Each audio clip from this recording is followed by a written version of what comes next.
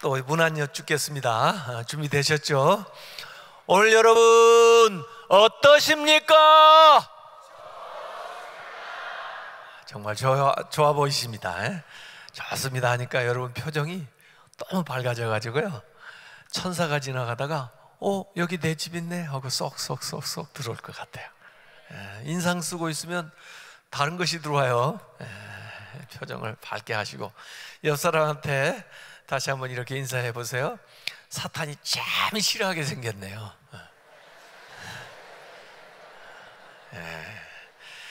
사탄이 싫어할 일만 골라서 하자고요. 우리가 앞으로 그렇게 딱 결심을 하면 걔들이 얼씬도 못하고 그냥 아예 포기하고 멀리 그냥 다른 쪽에 가서 전념하기 위해서 옮겨갈 겁니다. 그럼 우리는 더 좋죠. 괜히 가끔 가다 걔들 좋아하는 일을 한 번씩 하면요, 미련을 못 버리고 옆에서 또 얼쩡거려요. 그래서 아예 딱 결심을 해버리자고요. 절대 걔들 좋아하는 일이 아무리 이익이 생겨도 안 한다, 이렇게 딱 결정을 해버리면 편안해요. 그때부터. 어떤 할머니가요, 아침부터 마당에서 뭘 찾고 있어요. 그래서 어떤 청년이 지나가면서 아유, 저 할머니가 뭘 그렇게 잊어버리셔가지고 찾나 하고 갔는데, 그 낮에 점심쯤 돼가지고 다시 친구들하고 돌아오면서 보니까 여전히 할머니가 그 마당에서 뭘 찾고 있는 거예요. 그래서 얘들아, 참 이상하다, 할머니가 아침부터 뭘 찾는가 본데 우리가 좀 도와주자 해가지고 가서, 할머니, 제가 보니까 아침부터 뭘 그렇게 자꾸 찾고 계시는데 도대체 뭘 잊어버리셔서 그렇게 찾으세요? 그랬더니 바늘을 하나 잊어버렸어. 바늘. 가지고 얼마나 간다고 그걸 그렇게 오래 찾아요. 그래서 얘들아, 할머니 바늘 좀 찾아주고 가자. 그래가지고 친구들이, 마당이라고 해봐야 뭐 그렇게 큰 마당도 아니니까 이렇게 서가지고 앞에를 쭉 보고 가는데 없어요. 또 돌아가지고 쭉 오면서 보니까 없어요. 할머니, 도대체 어느 근방에서 잊어버렸어요? 없네요. 그랬더니 사실은 방 안에서 잊어버렸는데 너무 캄캄해가지고 여기 와서 찾고 있는 거야. 아유, 할머니, 방 안에서 잊어버렸으면 방 안에서 찾아야지 이 밖에서 찾으면 돼요. 그랬더니, 그럼 왜 자네들은 안에서 잊어버린 것을 그 밖에서 찾으려고 그렇게 돌아다니나? 그러시더래요. 하여간 우리가 밖으로 뭔가 얻기 위해서 다지는 게 있어요. 그래서 무슨 업적을 세우고 무슨 성취를 이루고 이렇게 해가지고 밖으로 무슨 타이틀을 거머쥐고 이렇게 인생을 밖으로 경영을 하기도 하는데, 밖으로 경영하는 만큼 안으로 경영을 해야 돼요. 안으로 경영한다는 것은 기도하고 묵상하고 또 말씀 보고 하나님과의 관계를 깊이 하고 이렇게 내면을 채워가면서 밖으로 또 확장을 해야 그게 반석 위에 지은 집같이 되지, 밖으로는 많이 경영하면서 내면을 가꾸거나 경영하지 않으면 나중에 아무리 대단한 것을 잡았다 할지라도 한꺼번에 무너질 수 있습니다. 그걸 함몰 증후군이라고 그러는데 영어로는 sinkhole, 갑자기 확 꺼지는 거죠. 그래서 고든 맥도날드라고 하는 사람은 내면 세계 영적 질서와 성장이라는 책에서 밖으로 인생을 경영하는 사람을 쫓기는 인생이라고 그랬어요. 밖에 어떤 레이더에 포착되어 있는 물체를 잡으라고 계속 달려가는 거죠. 바빠요, 아빠들이. 그 바쁜 아빠들이 결국은 나쁜 아빠가 다 돼버리는 거죠. 그리고 그걸 대체로는 못 잡지만 잡았다 할지라도 잡고 보니까 가정이 엉망이 돼 있고 자기 건강도 엉망이 돼 있고 믿음 생활은 더 엉망이 돼 있는 거죠. 그래서 결국은 성공한 못난이가 된다. 모래 위에 지은 집처럼 무너진다 이거예요. 그게 사울 왕 같은 인생이에요. 쫓기는 인생. 그러나 그 사울과 대조되는 사람이 누구냐면 세례 요한이라고 얘기했어요. 골드 맥도날드는. 그 사람은 부름받은 삶을 사는 거예요. 자기의 분명한 정체성, 목적의식을 가지고 내면을 잘 가꾸면서 나가는 겁니다. 그래서 잠언 4장 23절에 보면은 무릇 지킬 만한 것보다 내 마음을 지켜라. 생명의 근원이 이에서 남이니라 그랬어요. 마음의 근원, 내면을 잘 지켜야 된다는 거죠. 그래서 인생 경영을 인사이드 아웃, 안에서 밖으로 경영하라. 그래서 제가 삼중혁명 중에 외면에서 내면으로의 변화가 일어납니다 하는 것을 오늘 제가 말씀을 드리려고 하는 거죠. 그래서 파문형 경영을 하라는데, 저도 저기 내슈빌에서 목회를 할 때 교회 잔디밭이 굉장히 넓었어요. 자동차로 한 4시간쯤 그 잔디를 깎았어요. 주로 제 아들하고 저하고, 그 당시는 이제 뭐 교회 살림살이가 뭐 넉넉지가 못하니까 이제 개척교회고 그러니까 그렇게 딱 깎아왔는데 한 4시간쯤 걸리더라고요. 근데 잔디 관리를 잘해야, 또 옆집이 관리를 잘하고 있으니까 그 마을에서 그래도 뭐 다른 사람들한테 컴플레인을 듣지 않으니까. 근데 그 잔디가 잘 자라다가 노랗게 또 이게 죽어가요. 그러면 어떻게 왜 잘못돼서 그러나 하고 이제 살펴보죠. 그래서 이제 스프링클러를 켜보면 오히려 스프링클러 가까운 데 있는 잔디들이 노랗게 죽고, 멀리 있는데 그 잔디는 또 파랗게 잘 살아있어요. 근데 왜 그런가 했더니 노즐이 아주 타이트하게 돼가지고 물이 촥 나와서 샥 뿌려주는데, 오히려 멀리는 물이 떨어지는데 가까운데 물이 안 떨어지는 거예요. 그래서 물이 나오는 수원에서 가까운 데는 오히려 죽어있고 멀리는 살아있어요. 제가 그걸 가만히 보니까 아이고, 우리 아버지 같다는 생각이 들어요. 우리 아버지는 밖에 가서는 기마이도 잘 쓰고 그래가지고 사람들한테 뭐 좋은 소리도 많이 듣고 그런데, 집에 와서는 뭐 별로 자식들한테 뭐 와이프한테 별로 잘하지는 않으니까 뭐 그래요. 환영을 못 받아요. 예? 그게 뭐예요? 예? 인생을 밖으로만 경영하지 안에 내실이 없는 거예요. 예? 예?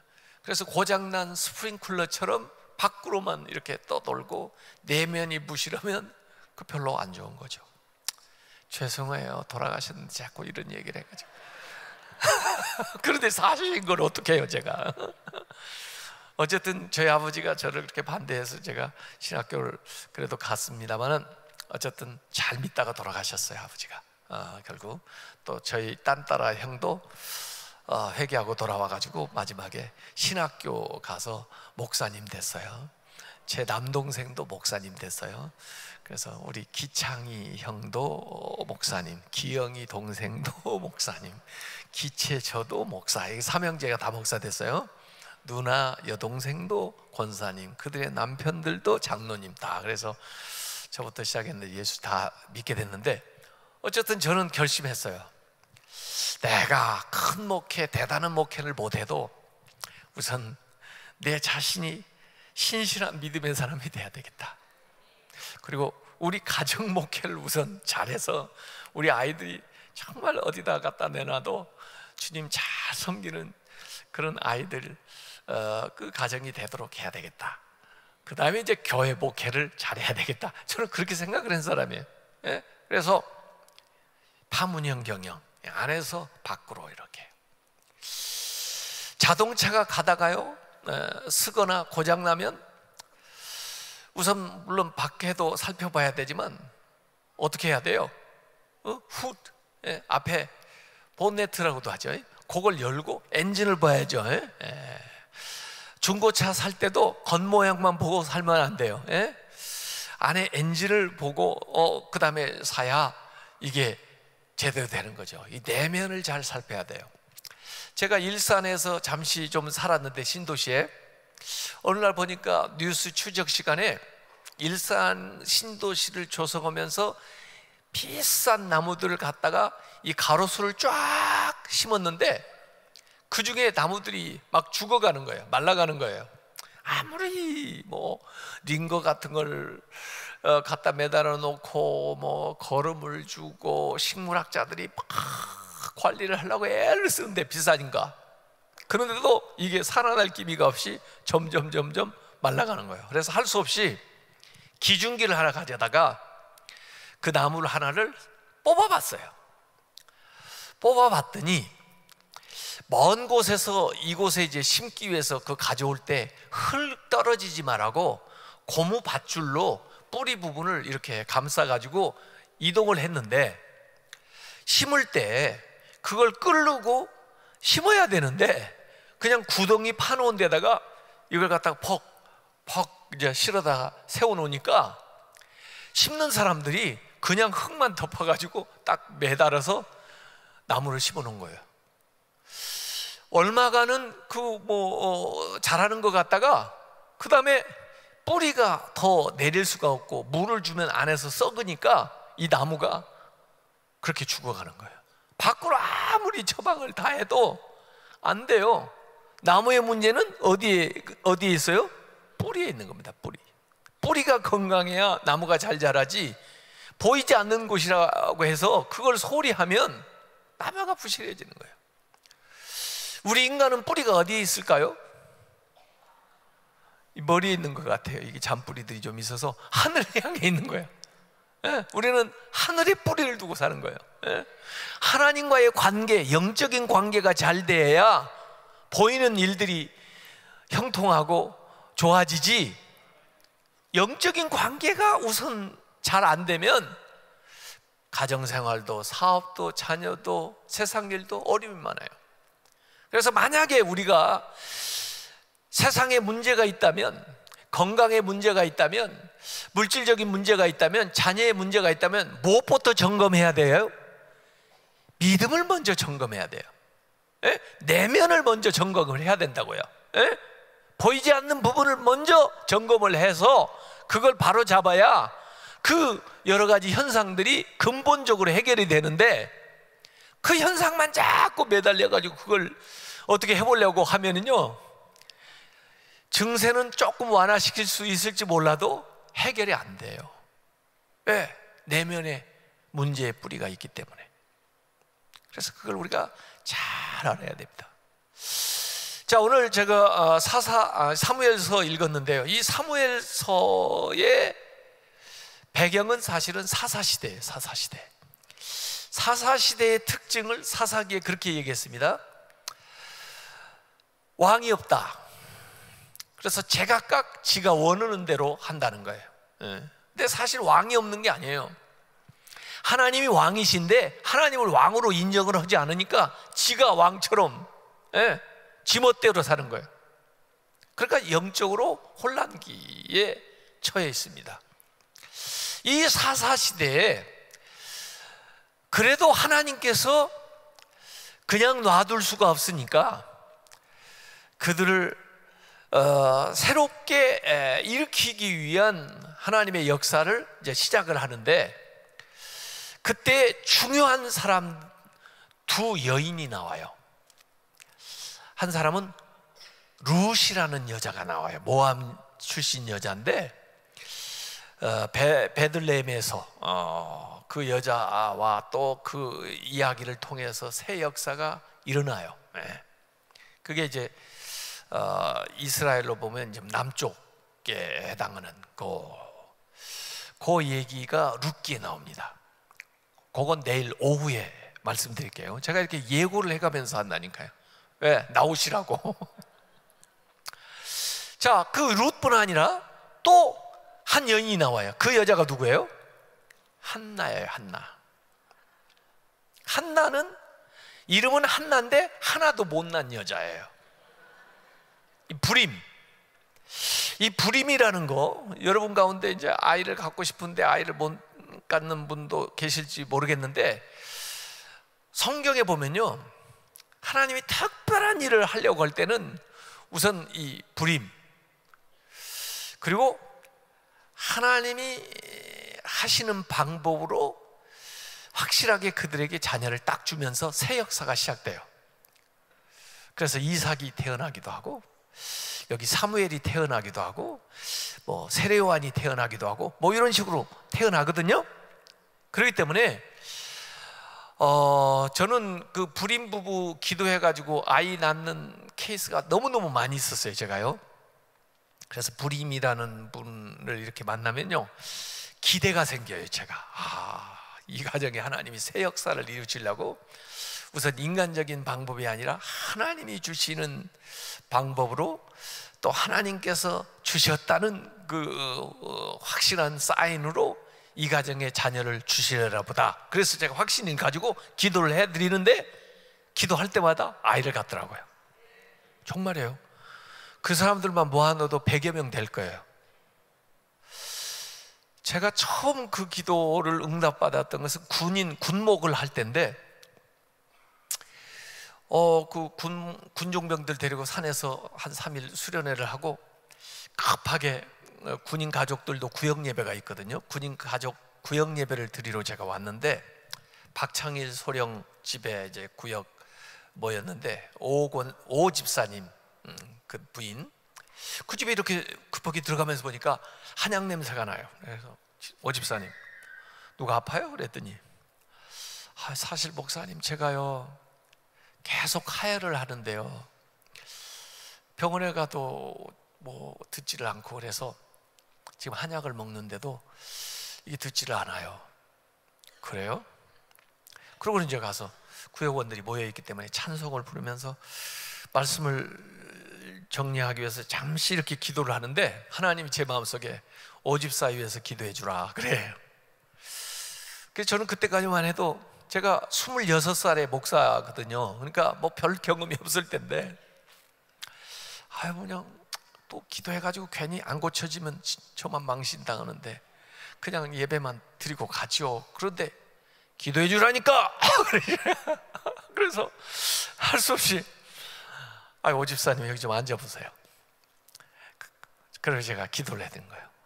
하나님, 저도 모르고 있었는데 오늘 와서 보니까 이거 오 집사님이 하혈을 하고 그런다는데, 또 뭐 병원에서 약을 먹어도 안다는데 하는데, 성령님께서 도와주셔서 그 하혈하는 거 다 멈추게 해주시고 건강을 속히 되찾게 해 주시옵소서. 제가 이렇게 세게 하지도 않고 누르지도 않고, 왜냐하면 그분이 퍼머를 하고 이렇게 예쁘게 하고 있기 때문에 머리 망가지면 안 되니까 달랑말랑하게 해가지고 이렇게 기도를 하고, 그 다음에 예배를 딱 인도하고 집에 왔는데, 한 3일 됐더니 전화 왔어요. 웬일이세요 집사님? 그랬더니 할렐루야 목사님. 그래서 왜요? 그랬더니 저희 집에 와서 3일 전에 기도하셨잖아요. 그래서 그랬죠. 그랬더니 목사님이 기도할 때요, 뜨거운 불이 몸으로 샥 들어왔대요. 나는 하나도 안 뜨거웠는데. 그래서 자기도 아이고 이상하다 그랬는데, 그 시간부터 하혈을 안 하는 거예요. 그래서 3일 동안 이게 체크를 해봤는데 하혈 안 해요. 제가 전화 받고 제가 놀랬다니까요. 세상에 그럴 수가 있나? 그때만 해도 제가 전곡 그쪽 철책 28사단에서 근무하고 있을 때인데요, 매일 철책선을 따라서 병사들 유문 오고 다니고 그러느라고 관절염, 다발성 관절염이 걸려가지고요, 이게 부어가지고요, 화장실에 이렇게 앉았다가 혼자 일어날 수가 없어요. 그래서 줄을 매달아 놓고 일어나고요, 요걸 빼면요 노란 게 나옵니다. 관절염 약을 먹으면 막 설사를 해요. 너무 독해가지고. 관절염 약을 안 먹으면 그렇게 아파 죽겠어요. 이 전화를 받고 보니까 하나님, 그게 될 것 같으면 저를 이걸 고쳐주셔야지. 제가 지금 여기 그리고 붙들고 앉고 기도했더니 관절염이 나았을까요 안 나았을까요? 이야, 희한해요. 군인 아파트 제가 살고 있었는데, 저는 1층에 살고 2층에 김성규, 박영숙 집사 내외가 중인데 아주 신실한 신자들이에요. 근데 그분들이 결혼했는데 5년 동안 아이가 없어요. 그래서 우리 아이들 그렇게 이뻐하고 그러는데, 제가 발이 이 관절염이 나으니까 이제 용기가 생긴 거예요. 그래서 그 집에 제가 초인종을 누르고 기도해 주러 왔다고 그랬더니 뭘 기도하시려고 그래요. 그래서 여기 아이가 필요하잖아. 글쎄요, 그게 될까요? 아니 되니까 왔지 내가. 그래가지고 두 사람을 앉혀놓고 기도를 했는데 아이를 가졌을까요? 안 가졌을까요? 맞아. 이건요 증거가 확실해요. 그래가지고 애를 낳게 되니까 부대에 막 전파가 그렇게 잘 돼요. 군대는요. 그래가지고 우리 부대도 아닌데 막 줄을 서는 거예요. 7년째가 없다 뭐 전차대대에서 오고 막 하여간 부대별로 막 오는 거예요. 그래가지고 결혼을. 야, 저는 어떻게 이상하게 산부인과 쪽으로 막 역사가 많이 일어난.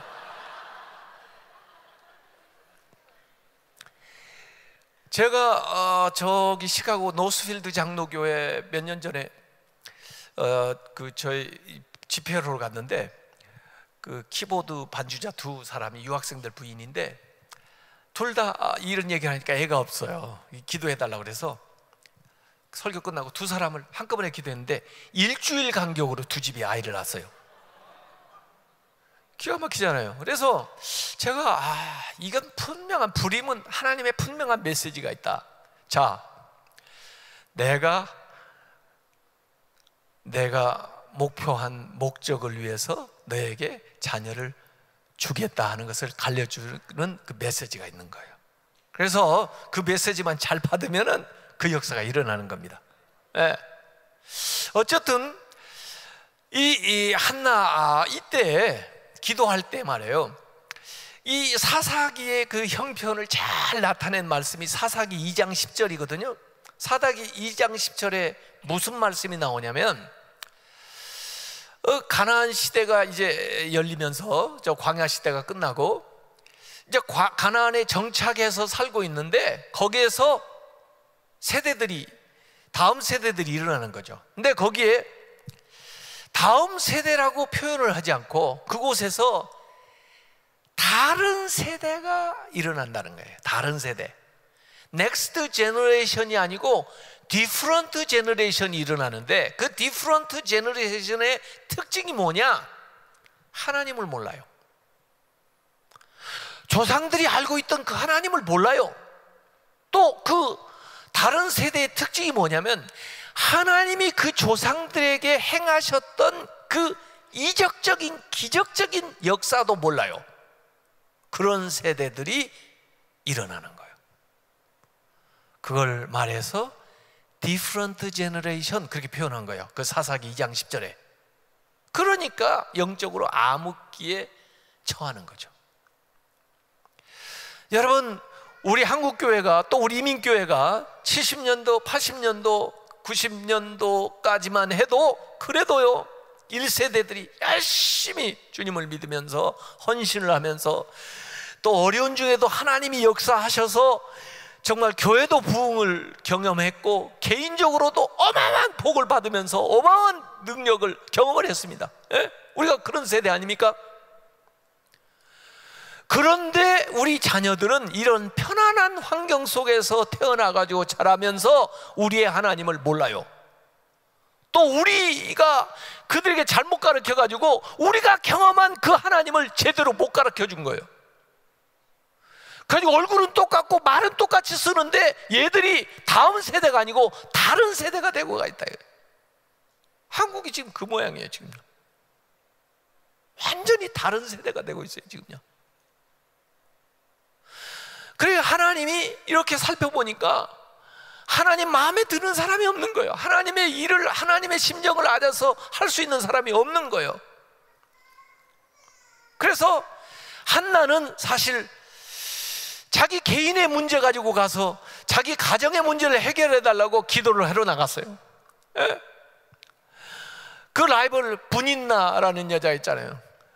그 여자는 항상 분이 나게 만들어. 자기를 애를 하나도 못 낳았다고 해가지고 이러니 남편이 아무리 뭐 잘해준다고 어쩌고 해도 그게 위로가 안 돼. 그래서 하나님 앞에서 기도를 하다가 결국요 하나님하고 심정이 통한 거예요.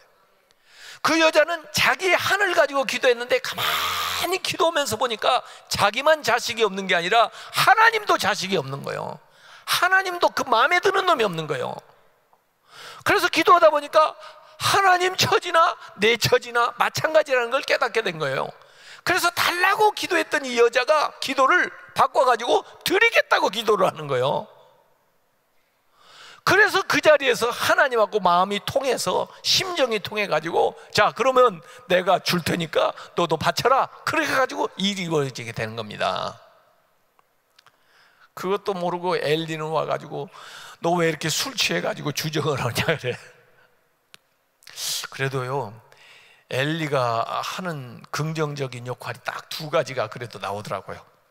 뭐 나오냐면, 아유 내가요 술 취해서 그런 게 아니고요, 나 한이 많은 여자라 이 주님과 이 심정이 통해서 그래요. 그랬더니 그제서야 알고, 그래 주님께서 네 기도에 응답해 주시기를 원하노라. 그래서 그 아들을 이제 낳게 되는 거에 대한 그 얘기를 해준 거 하나 긍정적이고요. 나중에 긍정적인 게 또 하나 나오는데, 사무엘 보고 하나님의 음성 듣는 법을 가르쳐 주는 거, 그 두 가지만 딱 긍정적이고 다른 건 볼 게 없어요. 그러니까 엘리도 옛날에는 신령했었던 것 같아요. 그런데 점점 변한 거죠. 어쨌든 이 한나는 실로, 그러니까 북쪽으로 올라가는 거죠. 거기에서 이제 킹메이커가 되는 사무엘이 나오는 것이고, 룻은 좀 남쪽인데 거기에서 왕이 되는 다윗이 이제 결국 나오게 되는, 그렇게 해서 이제 왕조가 시작되는, 사사기를 끝내고 새로운 이제 시대를 시작하는 것을 이제 일으키는 두 여인의 역할이 여기 나옵니다. 어쨌든 여기 이제 사무엘서를 우리가 읽었는데, 사무엘서 4장에 보면은, 사무엘상 4장에 보면 이가봇이 나옵니다. 이가봇이라는 뜻이 뭐냐면은 하나님의 영광이 떠났다, 하나님의 영광이. 하나님의 영광이 떠나면요 아무것도 아닙니다. 하나님의 영광이라는 건 뭐냐면, 하나님의 임재가 떠나면요 아무것도 아닙니다. 사울 왕을 보세요. 하나님의 임재가 떠나고 나니까 괜히 다윗이 자기를 죽이려고 하는 것도 아닌데 그냥 두려워가지고 다윗을 못 죽여서 난리야. 왕이나 돼가지고요. 예? 하나님의 영광이 떠나면 보잘것없는 사람이 되는 겁니다. 그래서 다윗은 범죄하고서도 시편 51편에 보면은 주의 영광을 내게서 거두지 마옵소서라고 기도하는 거예요. 왜냐하면 하나님의 영광이 떠나면 얼마나 형편없이 되는가 하는 것을 다윗은 사회에서 봤거든요. 하나님의 임재로 충만하시기 바랍니다. 사실 우리가 행복해야 되지만요, 행복한 거 이전에 하나님의 임재로 충만해야 돼요. 행복한 거 이전에 우리가 거룩해야 돼요. 그래야 진짜 행복한 거예요. 예? 그런데 이가봇이 발생을 했어요. 근데 이가봇이 뭐냐면은, 전쟁에 나갔는데 처음에는 4,000명이 블레셋하고 가서 붙었는데 졌어요. 이 외형적인 문제는 내면의 문제가 있었다고 그랬죠. 내면을 성찰해서 뭐이 잘못된 거를 고쳐서 나가야 되는데, 아유 조금 나가서 졌나 봐. 이번에는 군대를 좀 더 모집을 해보지. 3만 명을 모집을 했어요. 이번에는 법궤를 좀 가지고 가보지. 그래가지고 법궤를 메고 홈리와 비느하스 제사장이니까 같이 나갔어요. 이 성령의 역사가 사라지면 항상 머리만 살아 있습니다. 머리, 이성적인 대처만 하는 거예요. 예? 합리적인 대처만 하는 거예요. 교회도 회의를 해보세요. 성령의 역사가 사라지면 항상 이성적인 얘기만 합니다. 예? 근본적인 걸 모르는 거예요. 처음에 블레셋 사람들은 쫄았죠. 왜? 법궤가 나왔다고 그러니까. 예? 3만 명이 나왔다 그러니까. 그래서 처음에 쫄았는데, 에이 이 판사판이다 말이야. 그래가지고 한번 붙었는데 그 법궤에서 능력이 나타나기는커녕 그냥 박스야. 그래가지고 법궤도 빼앗고 홈리와 비느하스도 거기서 죽고 3만 명이 다 전멸한 거예요. 그리고 이스라엘이 점령을 당해가지고 결국은 20년 동안 블레셋한테 압제당하게 되는 겁니다. 자, 이 법궤가 빼앗기고 전쟁에서 짓고 그 남편도 시부도 죽었다는 이야기를 이 비느하스의 아내가 만삭이었는데 듣고는 통증이 와가지고 아이를 해산하게 된 거예요. 죽어가면서 애 이름을 지어줬는데 그게 이가봇입니다. 하나님의 영광이 이스라엘에서 떠났다 이거예요. 하나님의 임재가 떠나면 나라도 그렇게 될 수 있고요, 개인도 그렇게 될 수가 있는 겁니다. 이가봇 개인이 될 수가 있는 거예요. 그러면 왜 이가봇이 됐냐? 그 원인을 우리가 분석을 해봐야 돼요. 이게 그냥 하루아침에 된 게 아니에요. 그게 점점 쌓여가지고 결국 이러한 불행한 결과가 오게 된 건데, 사무엘상 2장 12절에 보면은 우선 하나님을 알지 않았다 그랬어요. 아까 사사기 2장 10절에도 다른 세대가 하나님을 알지 않는다 그랬는데 하나님을 모르는 거예요. 하나님을 열심히 알기 위해서 더욱 힘써 노력하시기 바랍니다. 이 호세아서는 하나님을 알자, 힘써 하나님을 알자, 하나님을 아는 것이 최고의 지식인데 말이에요. 하나님에 대해서 관심이 없어요. 더 알려고 하지 않아요. 아무리 집회를 열어도 오질 않아요. 공부를 하는 데는 관심이 있는데, 세상을 알려는 데는 관심이 있는데 하나님을 열심히 알려고 그러잖아요. 그러니까 이가봇의 징조가 이제 보이기 시작합니다. 더구나 2장 17절에 보면 사무엘상 하나님께 드리는 제사를 멸시해요. 예배가 살아있어야 돼요. 예배에 정성이 들어가야 돼요. 그런데 예배가 형식적이에요. 성경에 보면은요, 예배를 안 드려가지고 망한 사람보다, 물론 뭐 그것들은 관심도 없을지도 모르죠, 성경은. 그런데 성경은요, 예배 잘못 드려가지고 망한 사람들이 많이 나와요. 가인 이런 사람들, 아나니아와 삽비라 뭐 이런 사람들, 또 다른 불로 제사 드리다가 뭐 이런 것들이 많이 나와요. 왜냐하면 이 예배는 하나님 앞에 드려지는 것이니까, 하나님이 받으시는 것이니까 하나님 앞에 정성을 다해서 해야 되는 것인데, 이걸 마치 우상에게 드리는 것처럼 형식적으로 모르는, 아무것도 모르는 신한테 갖다 하는 것처럼 그렇게 하면요, 하나님 예배를 받지 않을 뿐만 아니라 하나님이 막 멸시받은 느낌이 드시나 봐요. 그래서 바른 예배를 가르쳐주기 위해서 혼을 내는 거예요. 예? 근데 이 홈리와 비느하스가 제사장 지식을 하면서도 제사를 멸시해요. 그러면서 사유화하는 거예요. 사유화. 좋은 것은 지가, 이건 처먹는다고 얘기해도 되죠? 지가 처먹는 거예요. 가지고 엘리도요, 나중에 자기 몸만 비대하게 되는 거예요. 그래서 전쟁에 졌다는 소식을 듣고 그냥 넘어졌는데, 그냥 적당한 몸매를 가지고 있었으면 타박상 정도 입었을 텐데 몸이 비둔해가지고 목이 부러져 죽었거든. 자기 몸으로 목을 팍 눌러가지고 죽었어요. 자기 몸만 키운 거야. 홈리와 비느하스는 좋은 거 있으면 전부 갈고리로 제물로 태워드리는 건데, 뭐 이거 좀 먹는다고 뭐 어때? 그래가지고 전부 사유화를 하고 못된 짓을 하고, 이런 식으로 되면서 이가봇이 오는 거예요.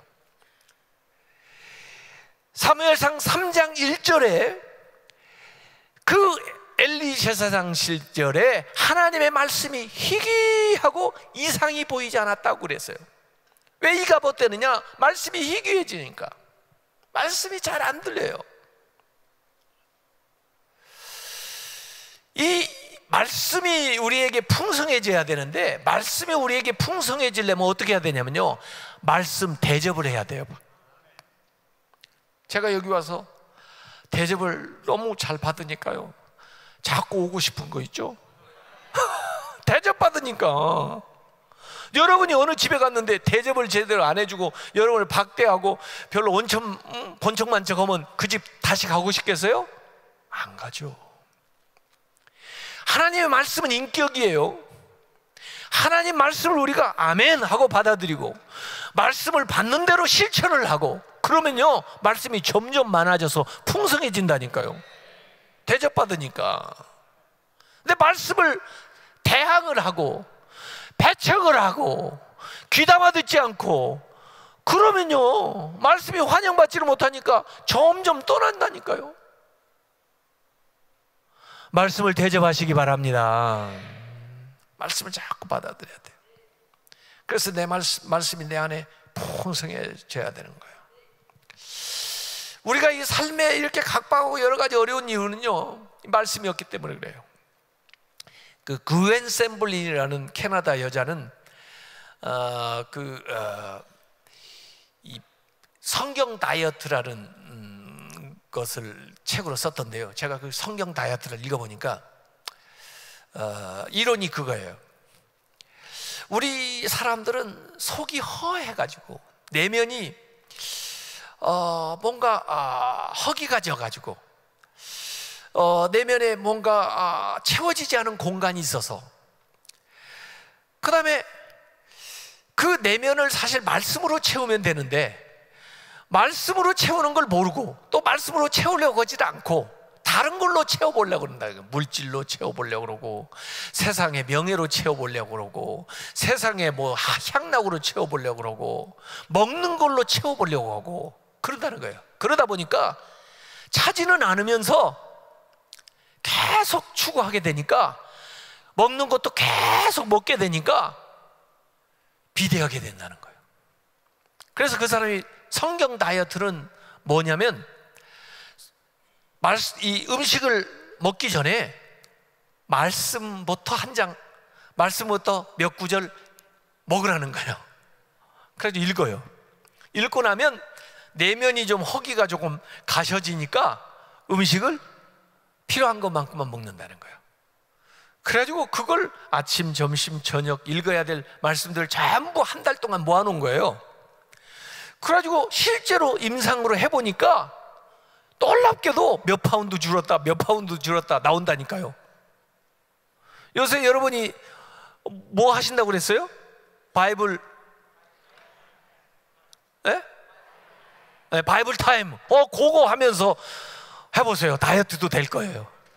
네, 아침, 점심, 저녁으로 나눠가지고 바이블 타임을 하시고 먼저 하고 그 다음에 식사를 하면은 내면의 허기를 어느 정도 다져주니까 물질, 먹는 걸로 채우려고 하질 않으니까 적절하게 컨트롤이 된다는 거예요. 예? 영혼의 허기 져가지고 사람들이 막,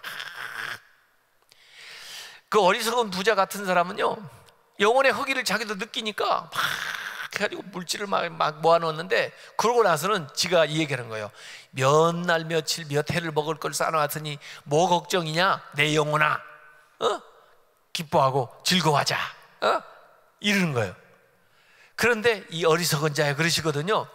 물질로 영혼의 허기가 차지 않는데 이 사람은 착각을 하고 있는 거예요. 그래가지고 그 물질을 모아놓고는 지 영혼한테 이 얘기를 하는데, 아이고 그걸로 채워질 줄 알아요? 안 되죠. 말씀을 대접을 해야 돼요. 또 비전이 있어야 돼요. 비전이 없으면은, 비전이 사라지면 그때부터 힘을 얻고 힘을 잃어버리고 그 다음에 영적인 암흑기가 오고 결국에는 이가봇이 오는 거예요. 35주년 된 여러분들이 더 새로운 비전을 가지시기 바랍니다. 새로운 비전을 꿈꾸기 시작할 때부터 그 다음에 새로운 또 기도가 나오게 되고 새로운 힘이 생기게 되고 새 역사가 일어나는 건데, 그들은 말씀도 희귀하고 비전 이상도 없고 그 다음에 근본적으로 영적으로 대처해야 될 그 전쟁에 이성적으로만 대처하고, 그러다 보니까 이가봇 하나님의 영광이 떠나게 된 거예요. 그래서 20년 동안 압제를 당합니다.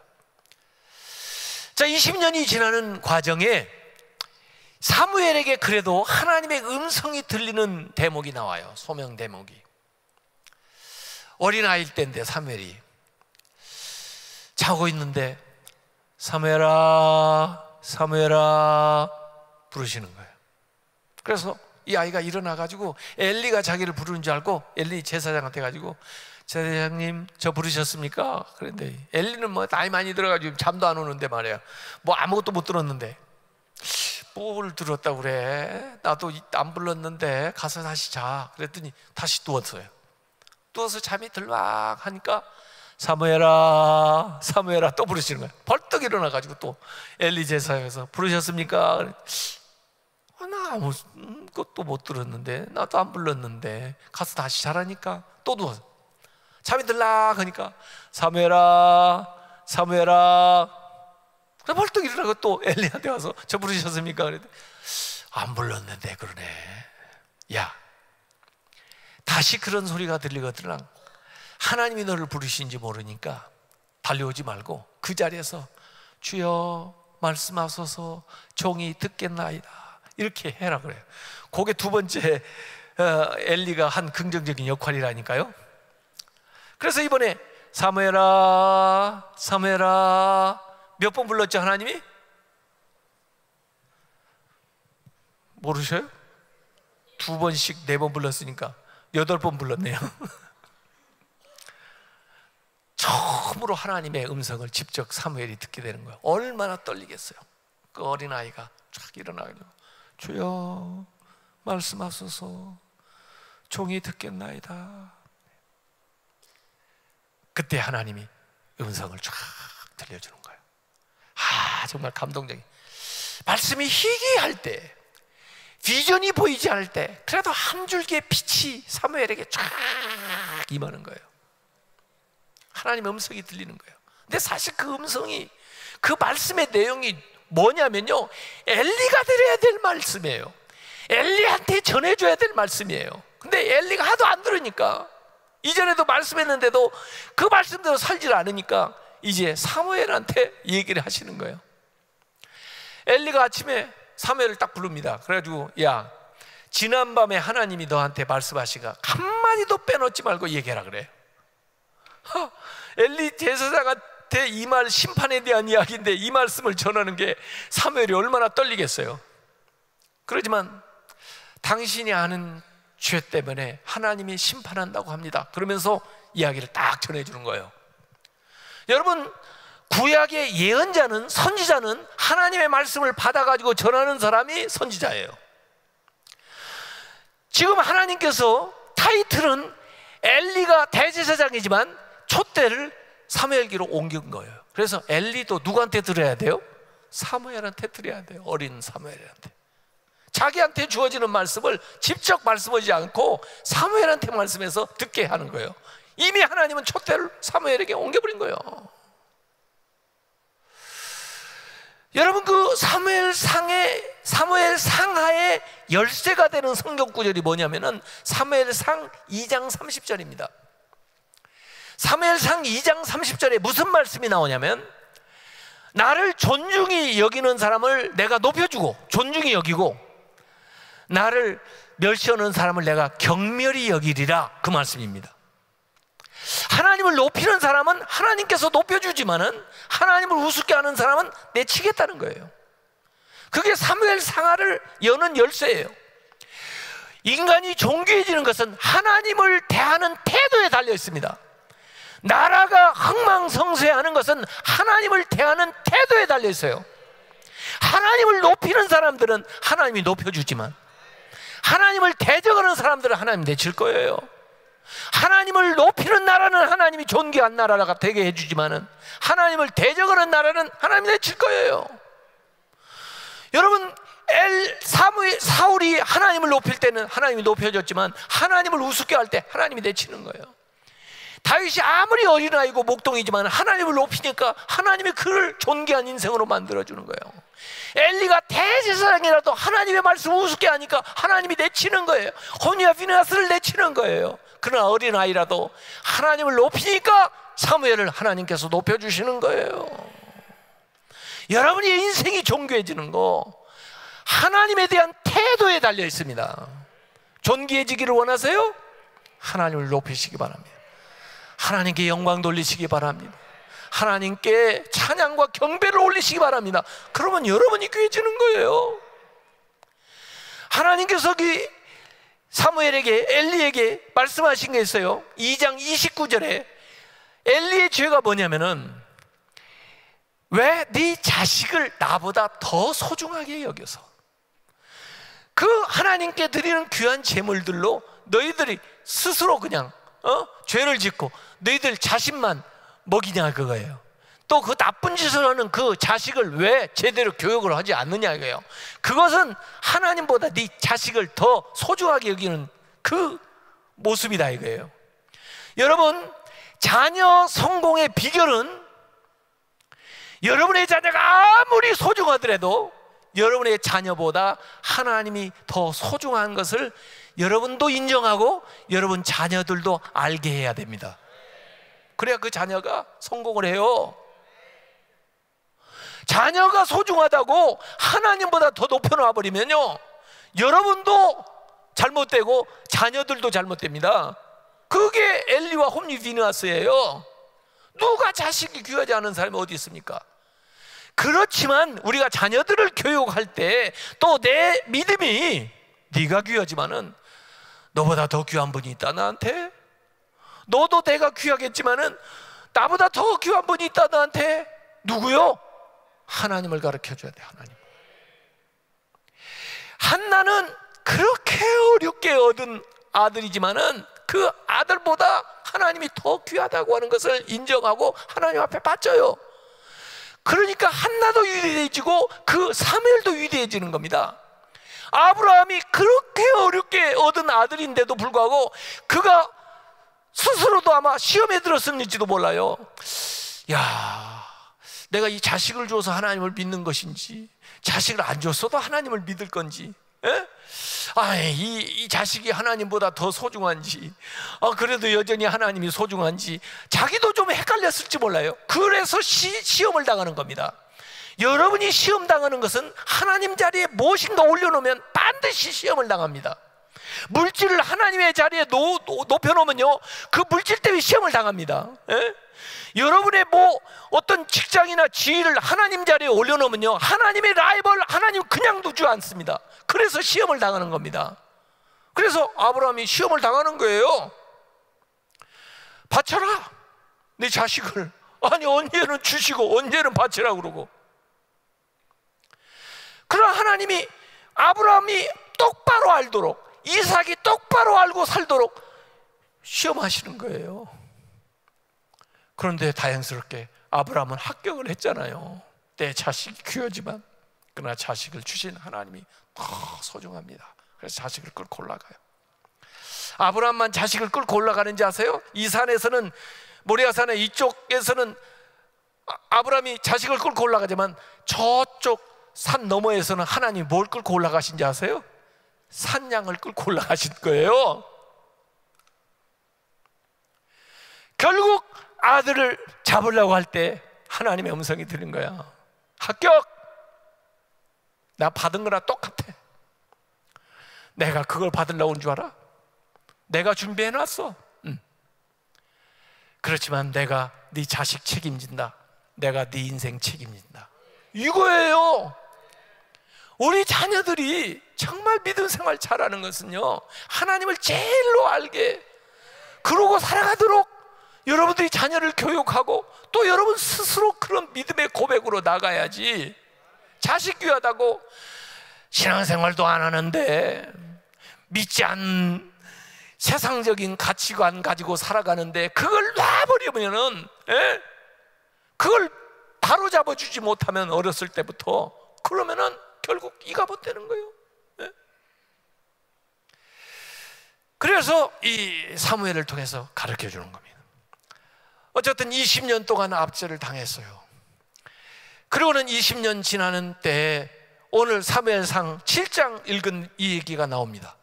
여기 사무엘이 이제 20대 중반이나 후반에 아마 청년이 됐을 거예요. 하나님 말씀을 계속 들으면서 비전과 확신과 능력, 영역을 얻었겠죠. 20년을 압제당하면요, 모든 거 다 빼앗기고요, 힘을 쓸 수가 없어요. 갈수록 더 어려워지는 거예요. 군대를 키워가지고 독립을 하냐? 그러지를 않아요. 자, 밖에 보이는 문제의 원인은 어디에 있다고 그랬어요? 내면에 있다고 그랬어요. 사무엘상 7장에 시작한 운동은 뭐냐면 내면을 회복하는 운동을 일으킨 거예요. 이 미스바에서 일으키는 부흥운동은요, 내면을 회복하는 운동을 일으키는 거예요. 이 운동을 통해서 밖에 보이는 현상들을 해결해 버리는 거예요. 그래서 결국은 이가봇에서 에베네셀로 가는 거예요. 에베네셀은 하나님 우리를 여기까지 도우셨다는 것으로 나가는 거예요. 그러면 어떻게 내면을 회복하는 부흥운동을 일으켰나? 세 가지 운동을 했어요. 이 7장에 보면 첫 번째는 뭐냐면 헌신운동을 일으킨 거예요. 자, 우리가 전심으로 여호와께 돌아가자. 아스다롯 뭐 이런 우상들 다 제거해버리고 하나님만을 섬기자, 이렇게 나가는 거예요. 그 당시에 이스라엘은요, 하나님을 섬기면서도 한쪽으로 바알을 섬겼습니다. 혼합주의.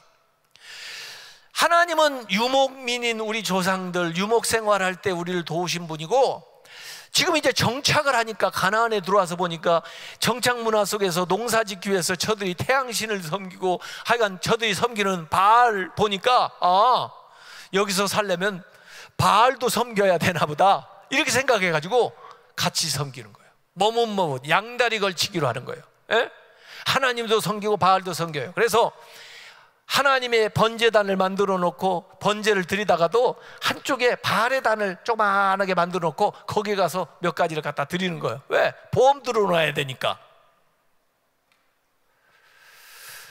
하나님이 진짜 살아계신 하나님이라면 이거 봐주겠습니까?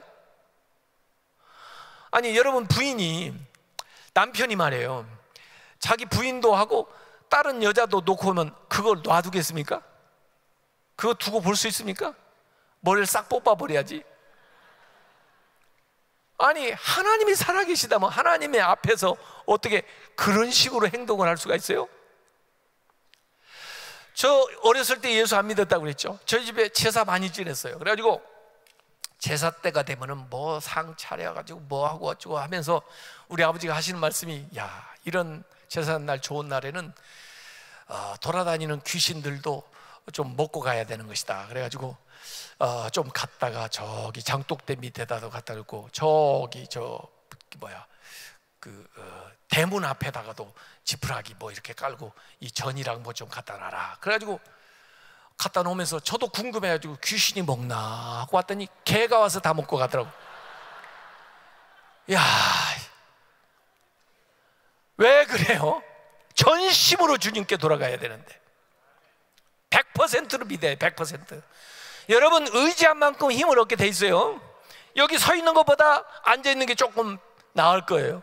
앉아 있는 것보다 누워 있는 게 더 나아요. 편해요. 왜 그런지 아세요? 접촉 면적이 커지니까. 하나님을 믿는데 요만큼만 믿고 살아보세요. 더 힘들어요. 왜 이만큼만 의지해요? 전적으로 의지하시지. 우리 마음의 방에는요, 방이 많아요. 주님을 손님으로 모시는 사람하고 주님을 주님으로 모시는 사람하고 달라요. 주님을 손님으로 모신 사람은요, 그 중에 게스트룸만 쓰라는 거예요. 또 화장실 손님 위해서, 그리고 냉장고 와서 좀 몇 가지, 그 다음에 거실에 앉아서 텔레비전 보시든지, 절대 안방 들어오면 안 되고 이쪽 창고 들어오면 안 되고. 이러면 주님이에요, 손님이에요?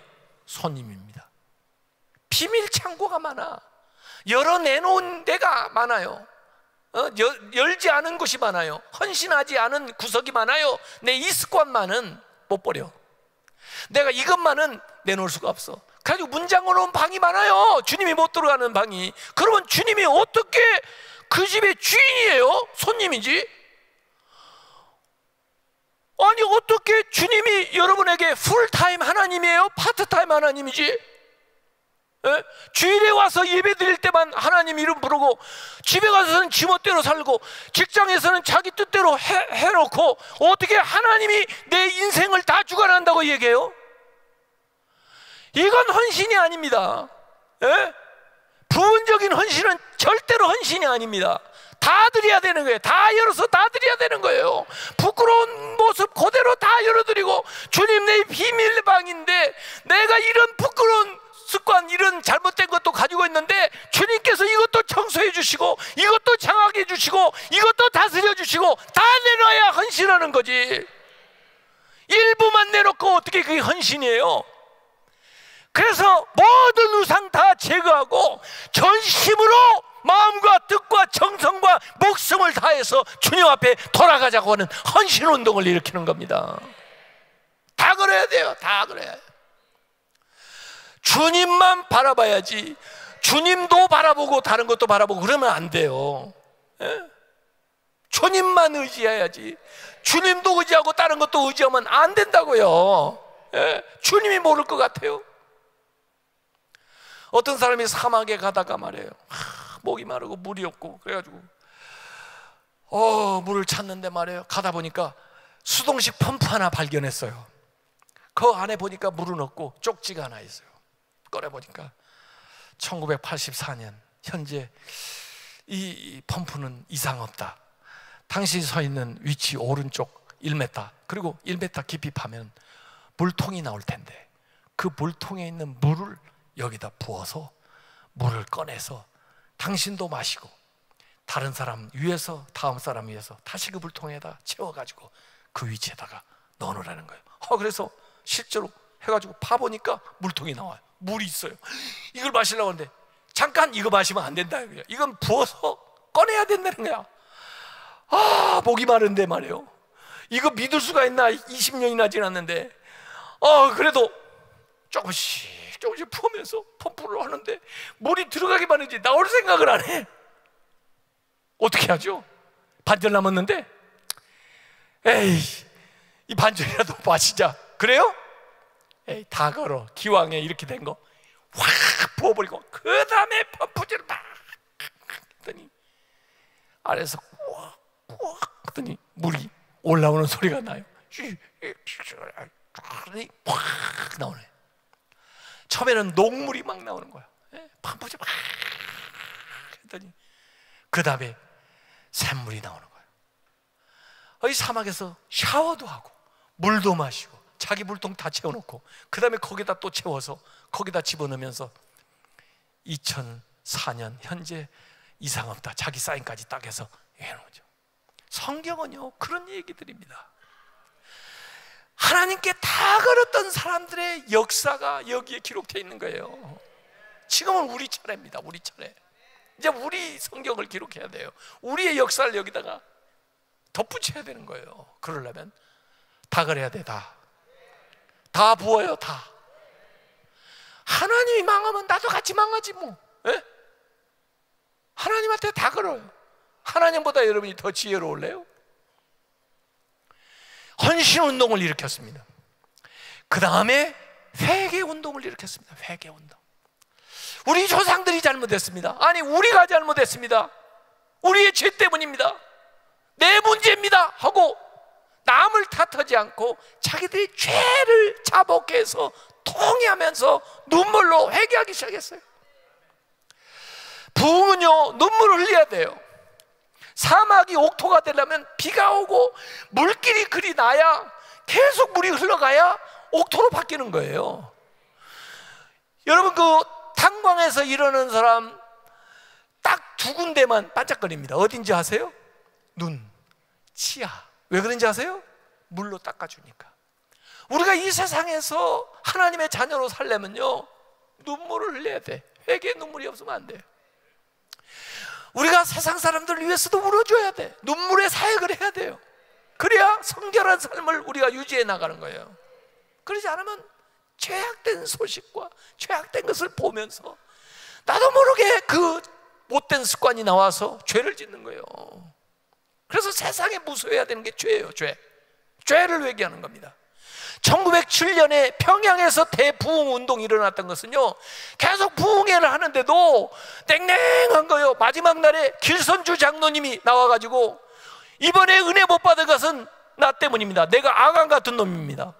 내 친구가 죽으면서 100불을 미망인한테 남겼는데 그 친구가 죽어서 알 사람이 없는 걸로 알고 내가 그걸 가르쳐서 썼는데 내가 이걸 회개하지 않으니까 하나님께서 이번에 은혜를 안 내리신 겁니다. 내가 100불 갖다 변상을 하겠습니다. 내가 아간입니다 하고 회개하고 나온 거예요. 그랬더니 다음 사람이 나와서 또 회개하고 회개하기 시작하니까 평양 대부흥운동이 일어난 거예요. 하나님 회개하는 걸 기뻐합니다. 제가 그 내시빌에서 목회를 하는데요 개척교회를 한 거예요. 그러니까 뭐 한 6개월 열심히 전도로 다니는데도요, 한 20명 모이기 힘들어요. 정말 목회가 힘들어요. 그런데 어느 날 반가운 전화가 하나 왔어요. 목사님, 저 아무개인데요, 제가 그 교회 나가도 신뢰가 안 될까요? 그래서 난 그런 전화 평생 처음 받아봤어요. 신뢰라니요? 환영합니다. 오세요. 저희 교회가 비록 개척교회가 작지만 대환영합니다. 오세요. 그랬더니 정말 신뢰가 안 될까요? 아니, 신뢰가 되다니요? 무슨 말씀을 그렇게 하세요? 환영합니다. 오세요. 아니고, 그러면 제가 제 아내하고 아이 데리고 다음 주에 가겠습니다. 그리고 얼마나 반가운지 말이에요. 교인 20명밖에 안 되는데 3사람이 온다니까 얼마나 반가워요. 진짜 그분들이 나타난 거예요. 멋있는 그 부부하고 조그마한 아이하고 나타났어요. 가지고 한 6개월 또 신앙생활을 같이 했어요. 그러니까 교인들이 한 30명 됐는데, 뭐 정교인 수련회라고 해봐야 30명밖에 안 되니까 어디 얻어가지고 우리가 가서 수양회를 하면서 제가 이렇게 집회를 하고 3일째 마쳤어요. 그랬더니 그분이, 목사님 이제 뭐 하실 말씀은 다 끝났습니까? 그래서 나는 이제 할 말 다 했다고 그랬더니, 그러면 간증 같은 거 하면 좋을 텐데요, 좀 하면 안 될까요? 그래서 환영한다고, 나와서 하라고. 그랬더니 그분이 나와서, 저는 사실은요 이 교회 나올 때요 목사님한테 허락받고 나왔습니다. 분명 맞죠 목사님? 그래서 그렇다고. 사실 제 아버지는요 저쪽 장로교회 장로님입니다. 그런데 제가요 그 교회를 나가면요 우리 아버지가 저보고, 이놈아 교회는 나오지 마라, 이놈아 너 때문에 그냥 창피해 죽겠다, 이놈아. 그러는 바람에 저는 교회를 가고 싶은데도 교회를 못 가고 그랬습니다. 왜 우리 아버지가 그러시냐면요, 저도 좀 제가 생각할 때 이상해요. 어떻게 대학 나와가지고 어떤 여자 만나가지고 좀 살다가 보니까 좀 싫어져가지고 그 이혼하고, 또 2번째 어떤 여자 만나가지고 또 이혼하고, 3번째 어떤 여자 만나고 살다가 또 애 낳고 이혼하고, 이 여자는 이제 4번째 만난 건데 이제 애를 낳았는데, 우리 아버지가 그래서 나보고 자꾸 부끄럽다고 나오지도 말라고 그래가지고, 그래서 제가 이 교회 나온 이유는, 교회는 나와야 되겠는데 교인이 많이 있으면 욕 오는 사람이 많이 있을 것 같아서 교인이 적은 대로 일부러 나와가지고, 욕 오는 사람이 적을 테니까, 또 개척교회니까 또 모를 수도 있고 그래서 자기가 이 교회에 나왔다는 거예요. 자기는 교인들이 참 이상하다 이거예요. 자기도 안다 이거야. 이 낚싯바늘에 이렇게 물고 있는 물고기처럼 자기가 인생을 왜 이렇게 왜곡되게 사는지, 눈깔이 튀어나오고 막 이렇게 비틀리고 이런 삶을 자기가 살면 다른 물고기들이 좀 달려들어서 이거 좀 빼주면 얼마나 좋냐 이거야. 그런데 저놈 이상하다고, 저놈 무섭다고, 저놈 못된 놈이라고 전부 하고 자기를 피하니까 자기가 어디 가냐고. 그래서 여기 왔는데 자기도 잘못된 걸 아는데 왜 그런지 자기도 모르겠다는 거예요. 그러니까 여러분들이 앞으로 저를 좀 위해서 기도를 해주시고, 제가 이전에 잘못한 건 어떡하냐고, 이제라도 이 사람하고는 계속해서 잘 살 수 있도록 좀 지켜봐 달라고, 내가 그거 부탁하려고 나왔다고. 그런데 자기 누나가 자기가 4명하고 살았으니까 궁금한지 물어보더래. 어떤 여자가 제일 좋더냐, 나한테만 이래, 이 얘기를 하라고 자기 누나가 그러대요. 그래서 자기가 그년이라고 그랬대요. 제 말이 아니에요. 그 사람이 한 말 다 그대로 코테이션 한 거예요. 목사님이 욕했다고 또 어떤 사람은 그러더라고. 그 사람이 그 사람인데 제가 순화해서 얘기하면 뭐 자꾸 그렇게 돌아다녀요? 그러다 보니까 있는 거 좀 모아놓으면, 그 사람 원래 그 직업까지 얘기하면 그 신분이 밝혀져서 안 되는데, 하여간 좀 이렇게 모아놓으면은 위자료 주고 어쩌고 내놔주니라고 해가지고 정말 둘플렉스에 어렵게 살고 있더라고요, 제가 보니까. 그래서 그 사람이 그렇게 자백을 하고 나가니까 우리 교회 제일 정말 모범적이고 정말 칭찬 듣는 저기 뉴크 대학에서 PhD를 받고 와서 여기 밴드빌트에서 교수를 하고 있는 그 형제가 나온 거예요.